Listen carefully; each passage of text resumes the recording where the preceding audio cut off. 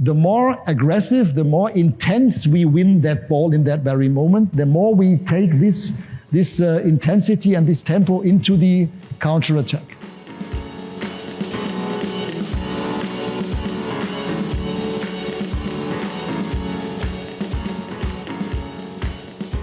Let's talk about the coaching philosophy then.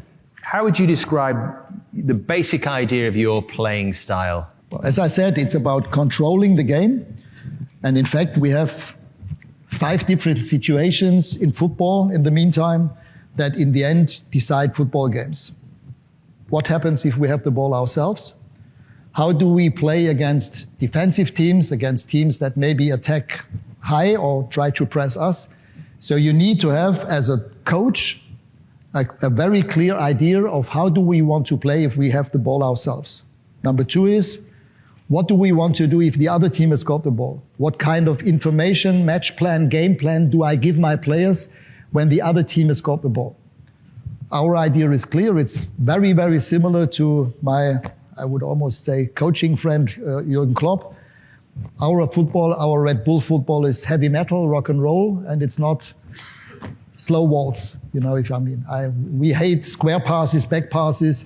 Just having the ball ourselves as la pour la doesn't make sense. And then we have the 2 situations of transition. What happens in the very moment when we lose the ball, and what happens in the very moment when we win the ball. This is number 3 and number 4. And then, of course, you have the set pieces, also highly important. More than 30% of all the goals are being scored after set pieces.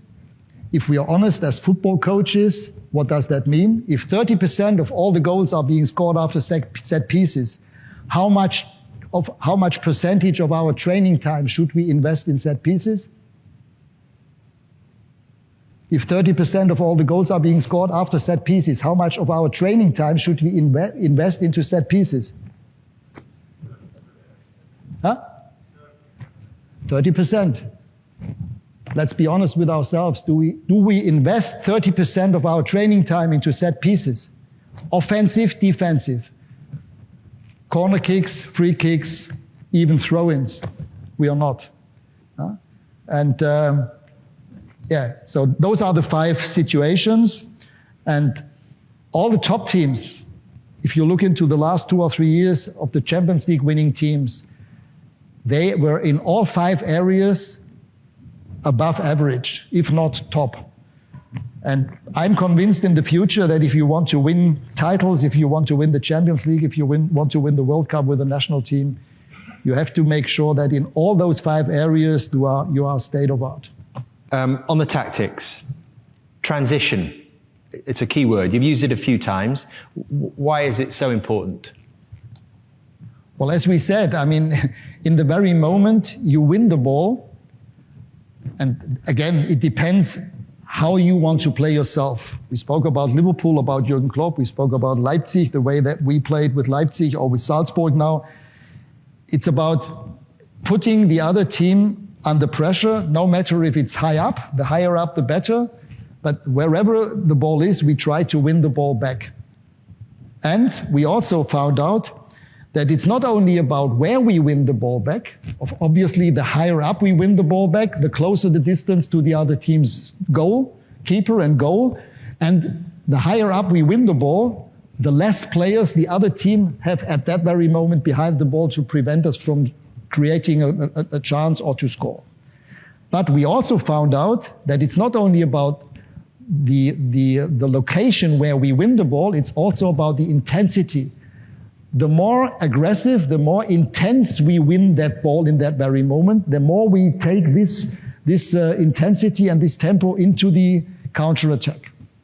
So that means the more intense we win the ball, the bigger the chance that we create from this. And for example, in the last year when we were coaching Leipzig 2.5 years ago, out of 75 goals we scored, more than 60% we scored after winning the ball 10 seconds before. And the same is true with winning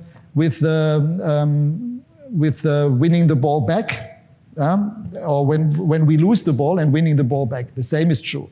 If we know that the biggest chance is to win the ball within 8 seconds, it makes sense to not waste time. So all the players around the ball have to try and win the ball back. And then also highly important, we saw that in our first presentation today, it's rest defense, because if you play aggressive, high pressing, you need to make sure that the defenders, no matter if you play with 2 or 3 central defenders, that they make sure that the only 1 or 2 players that the other team has got up front, that they are being marked.